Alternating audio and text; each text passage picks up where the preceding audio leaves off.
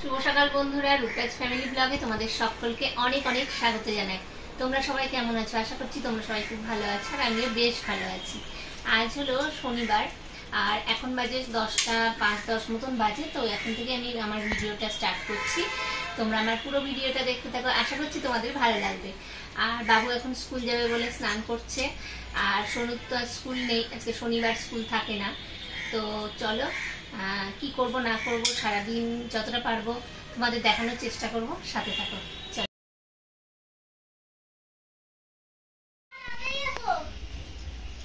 কি হয়েছে? ওই দেখো 3-4টে শালিক পাখি দুটো ওইদিকে চলে গেল, আবার কটা উড়ে আসলো। ওই 1টা 2টো 3টে 4টে 5টে 6টা, ওই দেখো উড়ে আসলো। ও আচ্ছা আচ্ছা, 1টা 2টো 3টে 4টে 5টা 6টা। একটা গাছ আরেকটা গাছের ভিতরে ঢুকে গেল। আচ্ছা ঠিক আছে, তুমি দেখো আমি এখন রান্না করছি। মেঘ উঠেছে রে। উঠুক।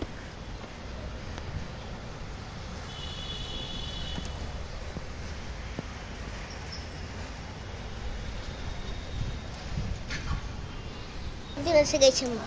হ্যাঁ, শালিক পাখি বলেছি চিল উড়ে চলে আসছে। উড়ে উড়ে দিতে গোল করে গেল। এইভাবে উঠতে উঠতে আবার করতে করতে ওপর উঠে গেল।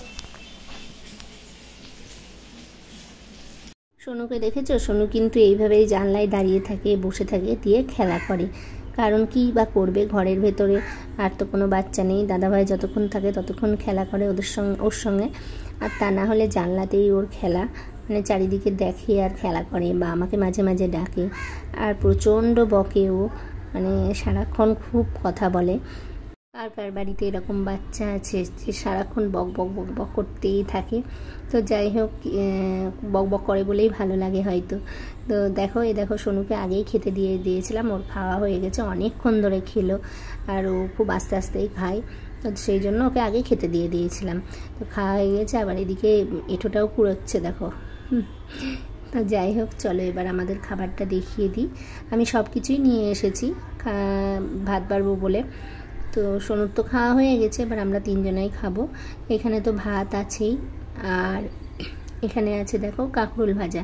হ্যাঁ, কাঁকরোল ভাজা করেছিলাম, কাঁকরোল ভাজা আছে। আর করেছিলাম হচ্ছে ডাল আজকে। আর কালকে যে কচুরলতি করেছিলাম ওটাও একটুখানি থেকে গিয়েছে। এখানে আছে মুসুরির ডাল। আর কালকে যে কচুরলতি করেছিলাম ওটা একটুখানি আছে, ওটা ওর বাবাকে দিয়ে দেবো, ও খাবে।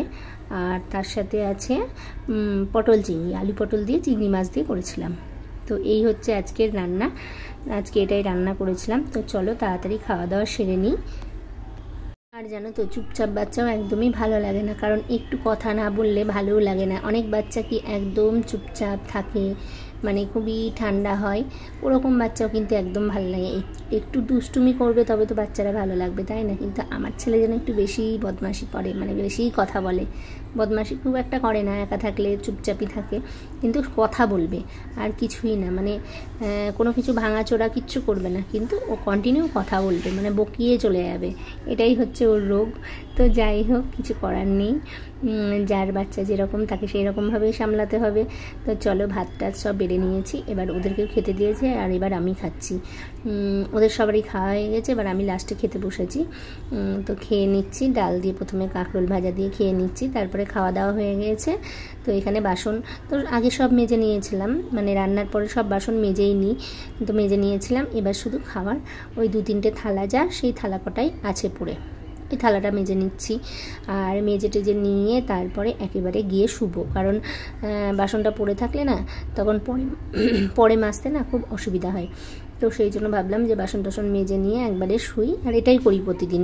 তো যাই হোক, জল যখন আছে মেজে নিই। সবসময় আবার জলও থাকে না, মাঝে মাঝে হয়তো জল চলে যায়, তখন জলেরও প্রবলেম হয় আমাদের, তখন হয়তো রেখে দিতে হয়, কিছু করার নেই।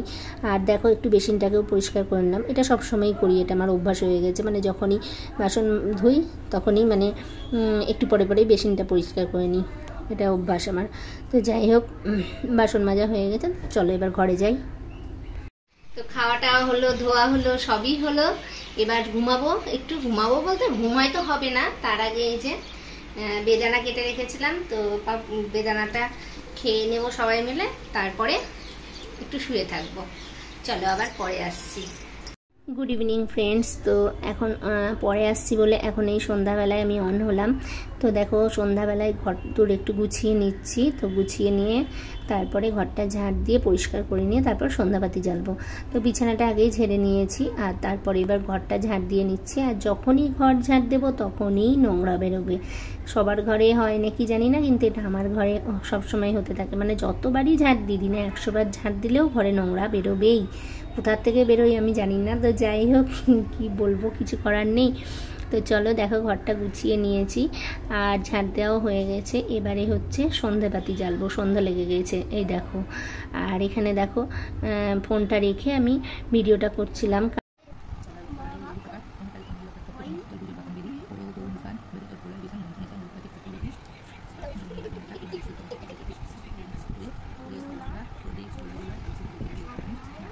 দেখলে তো বন্ধুরা যে বদমাশি কীরকম করে আমার ছেলে।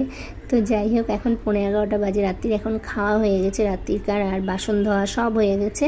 তো এখন বিছানায় এসেছি, এখন ঘুমাবো। তো তার আগে বাবু দেখছি একটু বই নিয়ে বসে আছে আর ওইদিকে বদমাশি করছে। তো যাই হোক চলো, আজকের ভিডিওটা আমি এখানেই শেষ করছি। তো ভিডিওটা কেমন লাগলো অবশ্যই কমেন্ট করে জানিও। ভালো লাগলে লাইক করে দিও, শেয়ার করো।